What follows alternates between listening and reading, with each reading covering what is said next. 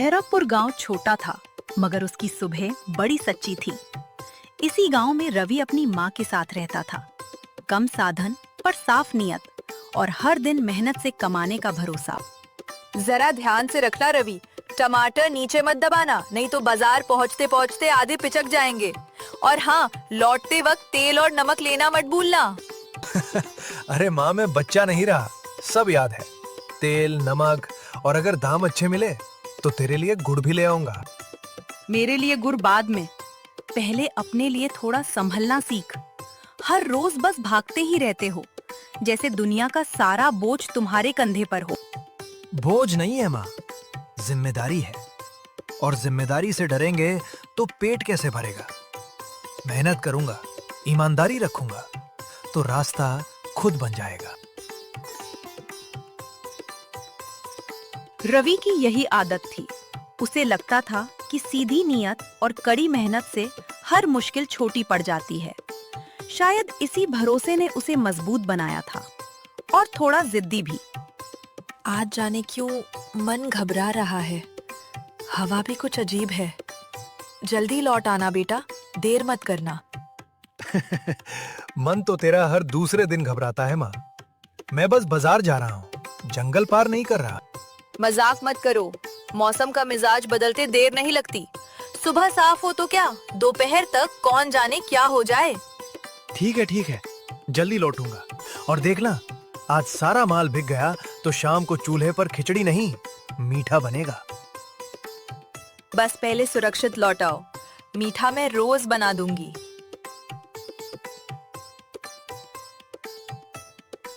रवि ने टोकरी बांधी, साइकिल उठाई और पगडंडी पर चल पड़ा। उसके मन में हिसाब था, कितना बेचना है, कितना बचाना है और कितना घर लाना है। अगर आज लौकी, भिंडी और हरी मिर्च अच्छे दाम में निकल गई, तो अगले हफ्ते थोड़ा और माल ले जाऊंगा। धीरे धीरे सब ठीक हो जाएगा। रवि भैया, आज बाजार से मेरे लिए सीटी लाना, वो लाल वाली। पहले तू पिछली वाली संभालना सीख, 2 दिन में तोड़ दी थी ना। वो मैंने नहीं, बकरी ने तोड़ी थी। तुम बस लाना मत भूलना। ठीक है, अगर आज कमाई अच्छी हुई तो पक्की। गांव के लोग रवि को पसंद करते थे। वो कम बोलता था पर काम का पक्का था। किसी का तौल कम ना करता, किसी से झूठा दाम ना बोलता। अरे रवि, आज बड़ी जल्दी निकले हो। लगता है पूरा बाजार जीतने का इरादा है। जीतना क्या श्यामलाल काका, बस इतना चाहता हूँ कि शाम तक टोकरी खाली हो और जेब थोड़ी भारी।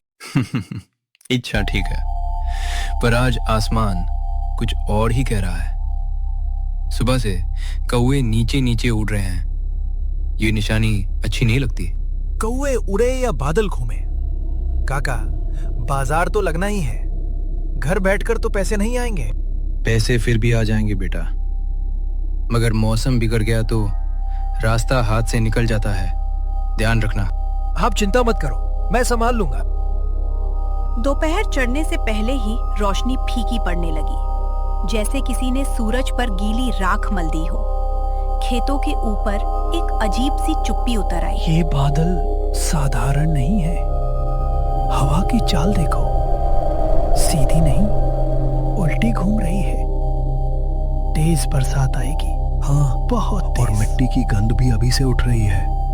बिना बूंद गिरे ऐसी महक तब आती है जब बादल फटने पर हो। काका, हर साल सावन में आप लोग यही कहते हो, 2 बूंद पड़ती है फिर धूप निकल आती है। बेटा, हमने उम्र यूं ही नहीं काटी। बादल की चाल, हवा की सीटी, पक्षियों की खामोशी, ये सब इशारे होते हैं। आज बाजार से पहले जान बचाने की सोचो। जान को क्या होगा काका, मैं रास्ता जानता हूँ, मौसम जानता हूँ और अपना काम भी। खाली डरते रहने से घर नहीं चलता। डर और समझ में फर्क होता है रवि। कभी कभी जल्दी कमाई नहीं, बड़ी गलती बन जाती है। बुजुर्गों की आंखों में चिंता थी, रवि की आंखों में जल्दबाजी। दोनों अपने अपने सच पर खड़े थे, लेकिन आसमान वो किसी तीसरे सच की तैयारी कर रहा था। रवि, आखिरी बार कह रहा हूं, आज लौट जा। जो माल है कल बिक जाएगा, मगर मौसम ने राह बंद कर दी तो पछताने का भी वक्त नहीं मिलेगा। मैं आपका मान रखता हूं काका, पर आज नहीं रुक सकता। माँ ने भी उम्मीद बांधी है और मैं खाली हाथ वापस नहीं जाना चाहता। उम्मीद का बोझ सिर पर रखो, आंखों पर नहीं। कभी कभी आगे बढ़ना ही एकमात्र रास्ता होता है।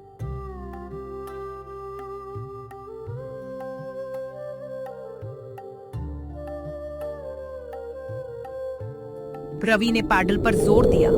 साइकिल आगे बढ़ी, पर पीछे छूटती आवाजें जैसे उसका पीछा करती रहीं। हवा अब ठंडी नहीं, भारी लगने लगी थी। जल्दी लौट आना बेटा, देर मत करना। बस बाजार पहुंच जाऊं, सब बेचकर तुरंत निकलूंगा। इतना भी क्या होगा। अगले ही क्षण हवा ने जैसे सांस रोक ली। पेड़ एकदम स्थिर हो गए और फिर बादलों के पेट से उठी वो पहली भयानक गड़गड़ाहट, जिसने रास्ते, बाजार और रवि के फैसले तीनों पर सवाल खड़ा कर दिया। पहली भयानक गड़गड़ाहट के बाद जैसे आसमान फट पड़ा। बारिश की मोटी चादर ने कुछ ही पलों में रास्ता, आंगन और लोगों की समझ सबको परखना शुरू कर दिया। हे भगवान, ये तो बहुत तेज आ गई। रवि ने साइकिल मोड़कर तेजी से घर की ओर पैडल मारा। पानी उसके चेहरे पर पड़ता रहा, पर वह जैसे तैसे घर आ गया। रवि, रवि बेटा, जरा इधर आ। माँ, मैं आ गया। क्या हुआ? देख, दीवार के पास की मिट्टी बैठ रही है। पानी नीचे से काटता जा रहा है। रवि ने नजर उठाकर देखा। कच्ची दीवार के नीचे की मिट्टी सचमुच टूट टूट कर बह रही थी और हर दरार जैसे खतरे की नई रेखा बनती जा रही थी। माँ, अभी चलना होगा। यहाँ एक पल भी रुकना ठीक नहीं है। पर अनाज, बर्तन, तेरी टोकरी। कुछ नहीं चाहिए, पहले आप चलो। जान बची तो सब फिर आ जाएगा। पैर फिसल रहा है बेटा, धीरे। मेरा कंधा पकड़ लो माँ। सामने श्यामलाल काका का पक्का घर है, वहीं चलते हैं। पानी अब टखनों से ऊपर चढ़ चुका था। हर कदम सोच समझकर रखना पड़ रहा था, वरना कीचड़ पैर को वहीं गाड़ देता। रवि, उधर मत रुकना, पानी तेज है, जल्दी इधर आओ। हाँ काका, माँ को लेकर वही आ रहा हूँ। तेरी सब्जियों की टोकरी बाहर पड़ी है। सुबह तक वही सबसे जरूरी लग रही थी, अब नहीं, बिल्कुल नहीं। उसने एक नजर अपनी टोकरी पर डाली। पानी में भीगती सब्जियां, बहती पत्तियां और बिखरता मेहनत का सामान। पर इस बार रवि के कदम नहीं रुके। माँ, सामान बाद में, अभी सिर्फ आप।